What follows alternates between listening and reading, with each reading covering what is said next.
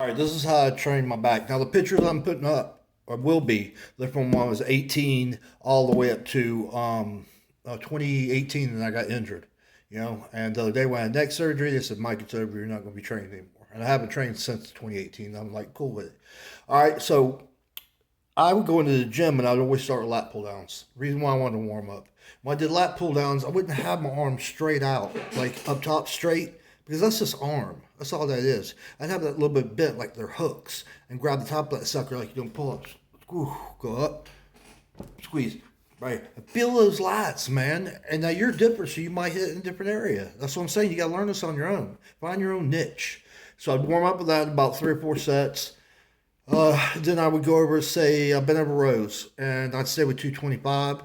And that's what I work off a box sometimes, so I could stretch down out more down. And then sometimes I would, now this is everything I did. T-bar rows, I would use 25s. The reason why, you can stack a lot on a bar, on an Olympic bar with 25s, and you can squeeze in. You got those 45s, you block out. That's a problem with them. And then, see, I go do seated rows. When I did seated rows with a T-bar, which you hook the T-bar on that type of handle, the V handle, I would have my thumbs like at the top where my top fingers were a little bit crunched. So when I pulled it, my hands were turning like this. Down in, I was getting that squeeze. Squeeze. I was not straightening my arms all the way out because it's just arms. And then I'd lay into it, so I call it lay into it, feel it, squeeze, boom, hit it.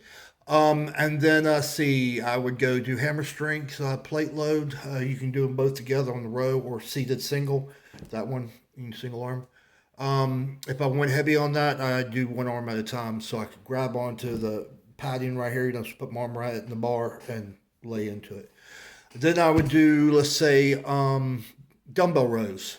Dumbbell rows, I never held it like in the middle because it teetered. I wanted that front just have a little bit of a tip on it. The reason why is so when I go down, that front is pulling me, squeezing that, I'm pulling that lat, pulling that lat, and I'm going down, I lay into it, I squeeze back. All right, that's where it's at, that back.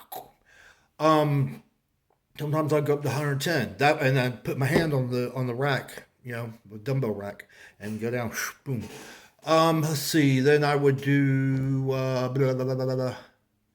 That's really it. And lat pull downs, really it with a wide bar. Sometimes I do the close bar. Excuse me. I would do the V bar, and when I did it, I would go and I remember my arms are not stretched away out because that's just arms. Hook. It's a hook. Your arms are hooked. Pull down. Boom. Squeeze. Squeeze, man, at the bottom. Squeeze. That's the way you get it. Anyway, that's it, boys and girls. Yeah. Shaboom!